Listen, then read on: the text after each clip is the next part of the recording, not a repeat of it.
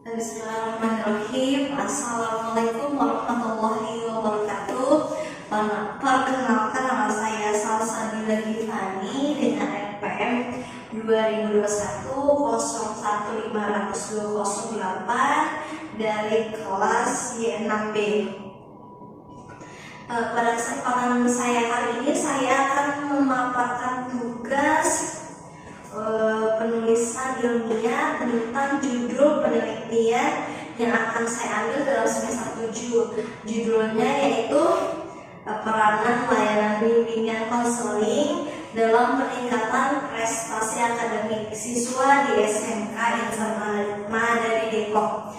Tujuan saya mengambil penelitian ini yaitu untuk mengeksplorasi dan menganalisis bagaimana layanan bimbingan konseling dapat berkontribusi pada peningkatan prestasi akademik siswa, khususnya dalam keterampilan dasar yang relevan dengan jurusan mereka sendiri.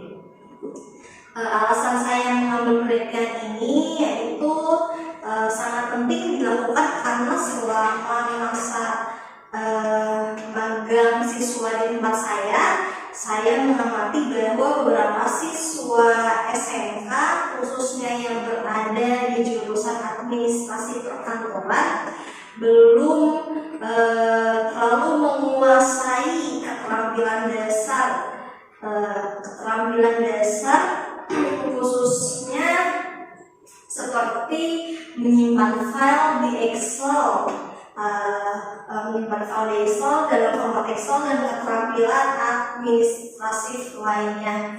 Padahal penguasaan keterampilan tersebut merupakan bagian fundamental dari kurikulum mereka itu sendiri, dan kondisi ini pun menunjukkan adanya kesenjangan antara harapan kurikulum dan realitas kemampuan siswa yang berpotensi mempengaruhi kerja mereka di dunia kerja nanti.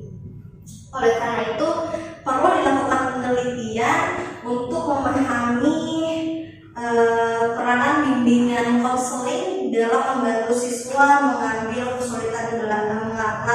kesulitan belajar dan meningkatkan prestasi akademik mereka. Terus untuk manfaatnya itu sendiri, yang pertama ada bagi siswa, yaitu meningkatkan pemahaman mereka tentang pentingnya keterampilan dasar dan bagaimana menguasainya melalui bimbingan konseling. Yang kedua, bagi sekolah itu sendiri, yaitu ketika setelah melakukan penelitian, kami menyediakan data yang dapat digunakan untuk meningkatkan program bimbingan konseling sehingga lebih efektif dalam membantu siswa mencapai prestasi akademik yang optimal. Yang ketiga, ada bagi guru dan konselor sekolah atau guru BK, itu memberi wawasan baru tentang strategi dan pendekatan yang efektif dalam membantu siswa mengatasi kesulitan belajar. Dan yang terakhir, bagi dunia pendidikan secara umum, menjadi referensi bagi institusi pendidikan lainnya yang ingin meningkatkan layanan bimbingan konseling mereka untuk mendukung prestasi akademik siswa. Dan teori yang saya gunakan untuk mendukung penelitian ini, yang pertama ada teori belajar konstruktivis, yaitu menekankan pentingnya siswa membangun pengetahuan mereka itu sendiri melalui pengalaman dan interaksi dengan lingkungannya. Yang kedua adalah teori bimbingan konseling, menjelaskan tentang proses-proses bimbingan yang bertujuan untuk membantu individu mengembangkan potensi mereka secara lebih maksimal. Yang ketiga ada teori motivasi belajar, yaitu menguraikan faktor-faktor yang mempengaruhi motivasi siswa dalam belajar dan bagaimana bimbingan konseling dapat meningkatkan motivasi tersebut gitu.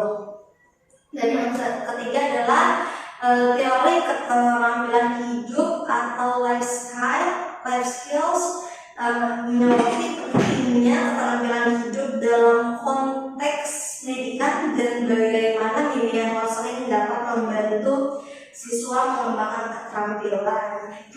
Dan berikut ada kerangka berpikirnya yang sudah saya siapkan. Kerangka berpikir dimulai dengan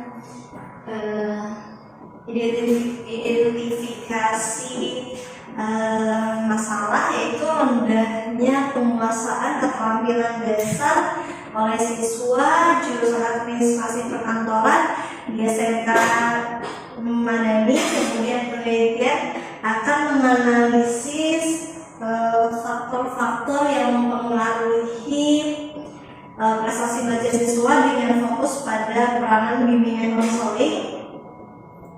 Selanjutnya adalah layanan bimbingan konseling diharapkan dapat membantu siswa mengenali dan dalam mengatasi masalah belajar mereka itu sendiri, meningkatkan motivasi belajar siswa, dan akhirnya meningkatkan prestasi akademik. Kerangka berpikir ini akan dijabarkan dalam bentuk diagram yang menghubungkan antara variabel independen bimbingan konseling dan variabel dependen prestasi belajar. Terus lanjut untuk metode yang akan saya gunakan. Metode yang akan saya gunakan dalam penelitian ini adalah metode kuantitatif dengan pendekatan survei. Data akan dikumpulkan melalui kuesioner yang disebarkan kepada siswa, guru dan konselor di SMK Madani. Saat itu saya juga akan menggunakan pendekatan penelitian kualitatif dengan melakukan wawancara yang lebih dalam dengan beberapa siswa dan guru dan guru BK untuk mendapatkan informasi yang lebih detail. Terus data yang saya peroleh pertama tadi setelah yang saya telah jelaskan, yaitu dengan kuesioner, menyebarkan kuesioner kepada siswa untuk mengumpulkan data tentang pengalaman mereka dengan layanan bimbingan konseling dan dampaknya terhadap prestasi belajar mereka. Yang kedua tadi ada melakukan wawancara mendalam dengan beberapa siswa dan konselor untuk mendapatkan wawasan lebih dalam tentang peranan bimbingan konseling dalam membantu siswa mengatasi masalah belajar. Yang ketiga dengan dokumentasi, saya akan mengumpulkan data dari sekolah atau guru BK berupa dokumen sekolah seperti laporan akademik siswa, catatan konseling, dan program bimbingan konseling yang sudah berjalan saat ini. Yang terakhir, cara saya menganalisis data tersebut, saya memperoleh dari kuesioner yang telah saya sebarkan tadi, dianalisis menggunakan dengan teknis analisis statistik deskriptif untuk mengidentifikasi tren dan pola yang muncul dari data tersebut. Analisis inferensial juga akan digunakan untuk menguji bimbingan antara variabel independen dengan variabel dependen, dan wawancara akan dianalisis menggunakan teknik analisis tematik untuk mengidentifikasi tema-tema utama yang muncul dari wawancara. Semua temuan akan diintegrasikan untuk memberikan gambaran komprehensif tentang peranan bimbingan konseling dalam prestasi belajar siswa di SMK Insan Madani. Mungkin cukup itu saja yang telah saya paparkan untuk tugas penulisan yang